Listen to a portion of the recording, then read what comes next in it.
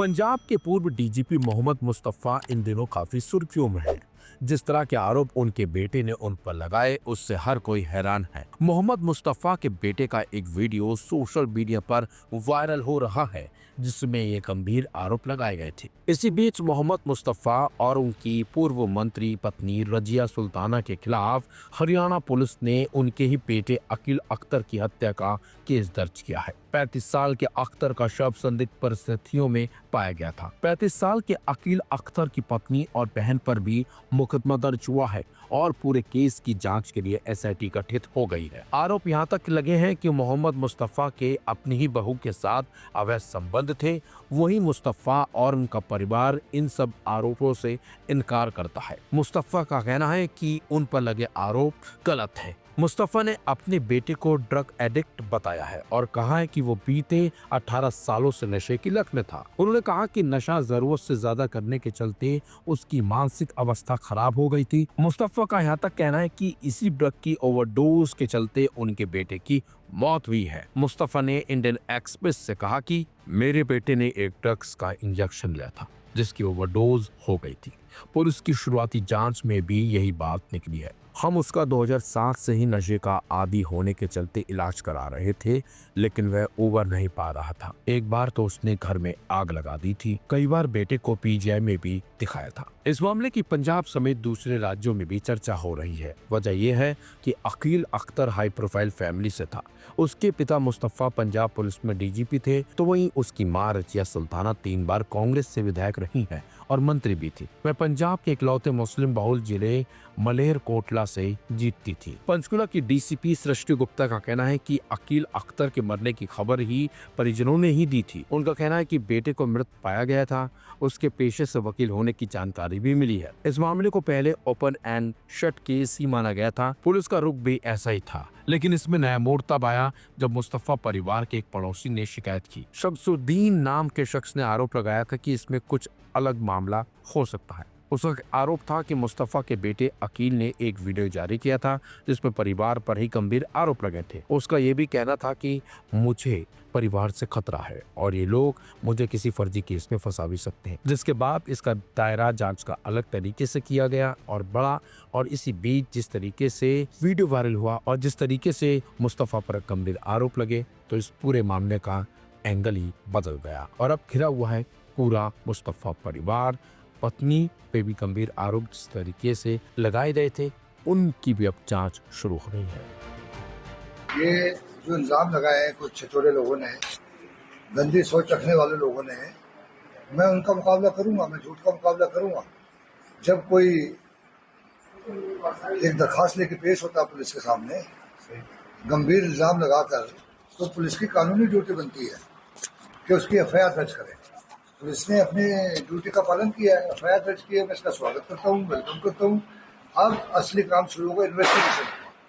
उसमें चंद रोज में सच और झूठ का लोगों को पता लग जाएगा और साथ में जो लोग ये जिन्होंने करवाया है उनको भी ये सोचना होगा कि ये बहुत सीरियस एलिगेशन है। जो एक मरहूम आत्मा को, जो हमारे दिल को ठेस पहुंचाई है, उनके हवाले से जो एलिगेशन लगाए हैं, ये भी एक बहुत सीरियस ऑफेंस है।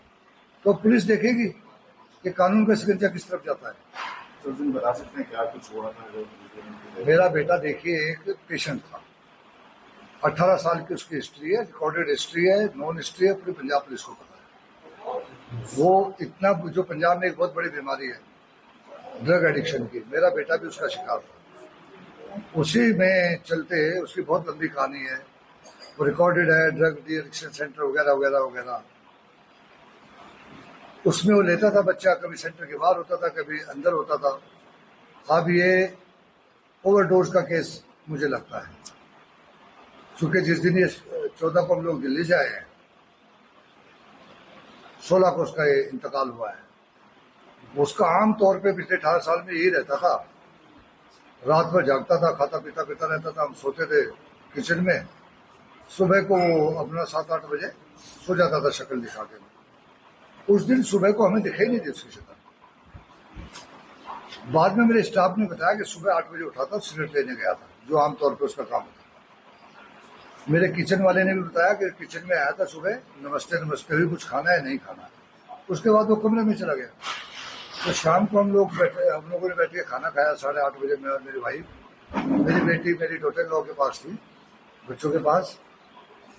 तो उसके बाद कहते अखिल को देखा आज उठा नहीं है, 8:30 बज गए अब तो।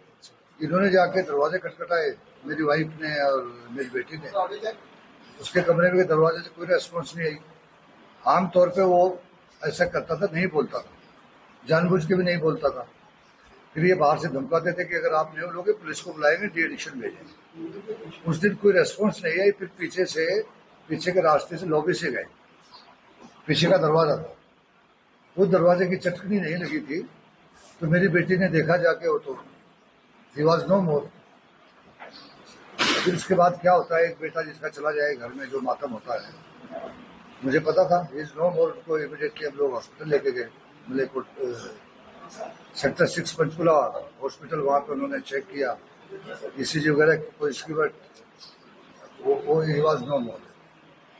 उसके बाद मेरे घर वालों ने कहा पोस्टमार्टम नहीं कराएंगे। मैंने जिद की कि पोस्टमार्टम मैंने कराना है, पोस्टमार्टम कराना है, क्योंकि मुझे पता था उस बच्ची की एक वीडियो निकली थी। उस हालत में साइकोटिक पेशेंट था। साइकोटिक पेशेंट अगर आप समझते हो, किसी डॉक्टर से पूछना, उसे कोई होश नहीं होता वो क्या बोल रहा है क्या नहीं बोल रहा है। उसे वो चीजें दिखती हैं जो नहीं है, वो सुनती है जो नहीं बोली जा रही, उन चीजों पर यकीन करता है जो नहीं है। ये सब कुछ होता है। इसलिए मुझे पता था उनकी वीडियो ये वायरल हो चुकी थी 27 अगस्त को। मैंने अपने घर वालों को उनकी मर्जी के खिलाफ पोस्टमार्टम कराया, क्योंकि मैं समझता था कि मेरे दुश्मन, जो लोग सियासत में होते हैं, उनके दुश्मन बहुत शरारती होते हैं। इसलिए मैंने पोस्टमार्टम कराया। नहीं तो आज एक मांग उठी थी, साहब पोस्टमार्टम नहीं हुआ, कब्र खोदो। वो मैंने नौबत नहीं आने दी। और जो मेरे बच्चे ने उस वीडियो में कहा है, वो एक साइकोटिक पेशेंट कुछ भी कह सकता है, लेकिन एक वीडियो उसने 8 अक्टूबर को बनाई, यानी कि 40-42 दिन के बाद पहली वीडियो। उसकी बच्चे की दिमागी हालत का अंदाजा आप इस बात से लगाएं, उसको ये नहीं पता कि 40 दिन पहले वीडियो बना के डाली थी। वो कहता है कि पिछले साल मैंने अपने घर वालों के खिलाफ एक वीडियो बनाई थी। उस बच्चे को ये भी नहीं पता कि पिछले साल नहीं, 40 दिन पहले बनाई थी। फिर वो 3 मिनट में माफी मांगता है, मैंने पता नहीं क्या क्या कहा, मैं उन बातों को दोहराना भी नहीं चाहता, मेरी बहन से अच्छी कोई बहन नहीं है, मुझे दवाइयाँ देती थी, मैं समझता था मुझे जहर दे रही है, वगैरह वगैरह वगैरह। 3 मिनट की वीडियो आप में से ले लो।